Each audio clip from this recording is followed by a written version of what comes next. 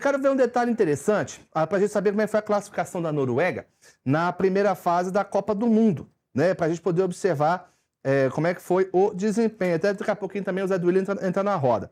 Ó, na classificação, a seleção norueguesa, ela estava, só puxar aqui qual foi a chave.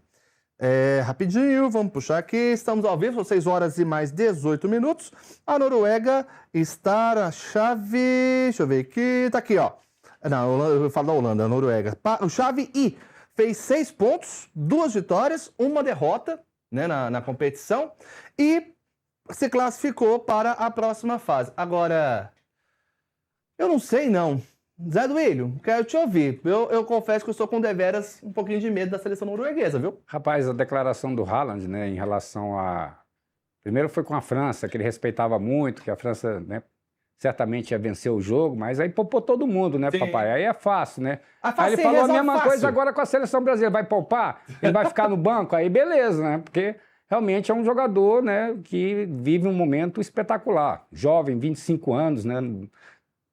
Camisa 9, inclusive, ó. Camisa 9, justamente. 1,94 m, um jogador que faz gol a rodo, né? A gente já viu aí 3 vezes artilheiro da Premier League.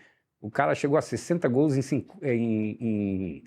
chegou a 60 gols em 49 jogos. 49 jogos. 49 jogos, não é isso? Pela seleção. Cara, assim, é absurdo os números, né? Chegou a 5 agora, né? E assim, é uma trajetória, porque é uma equipe que desde 2021, né, tem o mesmo treinador. É uma geração nova, né? Isso lá em 2017 teve essa reestruturação, né? A seleção que participou a última vez em 98, né? O Gabriel já trouxe aí, inclusive vencendo o Brasil, conseguiu a classificação, 94 caiu na primeira fase, jogou em 34, mas a gente vê que essa nova geração realmente ela foi implementada nessa reestruturação lá nas categorias de base, que começou a segurar os jogadores, né? Não exportava, né? Diminuiu o número de estrangeiros dentro da liga. Então, assim, é todo um processo, né, todo um projeto que foi implementado para que essa equipe, por exemplo, nas eliminatórias, né, terminasse em primeiro lugar com 8 vitórias em 8 jogos, né, incríveis 32 gols, 37 gols, né, e só 5 gols sofridos. O homem fez simplesmente 16, né, foi o artilheiro das eliminatórias, então a equipe vem numa entoada muito boa. É um time que a gente precisa se preocupar, mas...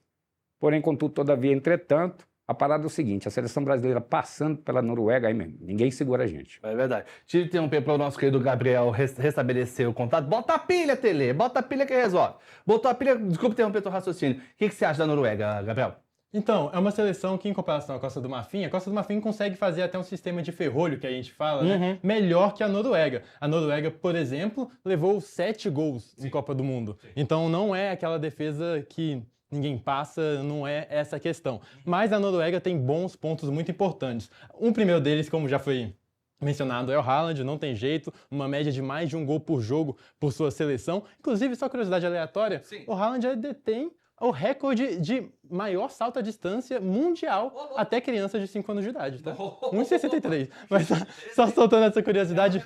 É uma estatística estúpida, mas tá tudo exatamente. Mas olhando mais pelo jogo, tem o Nusa, de uma ponta, que é um jogador muito bom no contra 1. Fez um golaço hoje. É uma preocupação por aquele lado, que vai ser o lado, por exemplo, defendido pelo Danilo. Então, é um ponto de atenção. E o Sørloth, que é um grandalhão, ele é um camisa 9, joga pelo Atlético de Madrid como camisa 9, mas na seleção joga pra ponta, fechando e entrando dentro da área. É uma preocupação, principalmente no segundo pau. No meio, a gente tem que falar do Odegaard, o 10. Ele é o metrônomo, né, dessa equipe, ele dita o ritmo, é por ele que passam as melhores chances. E defensivamente, já falou do lateral direito, o jogador Torino, e também tem o desfalque do Raisson, que é muito importante. Acredito que, a fins táticos, o encaixe é até melhor contra a Noruega do que Costa do Marfim, mas a qualidade individual, os noruegueses estão muito bem, estão embalados aqui, ó, na remada. E um detalhe, ontem a gente, inclusive, né, Zé, fizemos a enquete, o nosso torcedor sugeriu que o adversário fosse a Costa do Marfim. Tanto no Metrópolis quanto no Metrópolis Esportes, o pessoal participou e todo mundo deu aí, né, opinou que seria melhor que fosse a seleção da Costa do Marfim.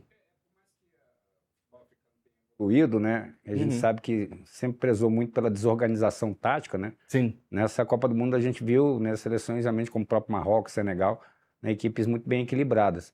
Agora, assim, em termos como você falou, a Noruega vem muito embalada, né? Vai com uma seleção muito forte, A gente já mencionou as virtudes, né, as valências dessa equipe, onde a seleção brasileira precisa se preocupar, mas eles também têm que se preocupar com a gente. Eu vejo dessa maneira. Eu acho que ali no raio-x, né, a seleção brasileira leva vantagem. Evidentemente que, como o Gabriel trouxe aqui, né, o Haaland é um cometa e a seleção brasileira precisa se preocupar. Né? O próprio Sorloth, que é um jogador que encosta ali, né, e ficam aqueles dois centroavantes, né, ali incomodando no miolo da zaga, vai ser interessante essa disputa ali, principalmente com o Gabriel Magalhães, né? Ele e o Haaland, né, travam um duelo interessante da Premier League. Mas como eu falei, o Brasil tem mais qualidade técnica, inclusive. Eu acho que a seleção brasileira, né, teve suas virtudes e assim, dentro do jogo contra o Japão, a seleção estudou muito bem, né, soube se comportar. Acredito que não vai ser diferente contra a seleção da Noruega, não. Com certeza. Bom,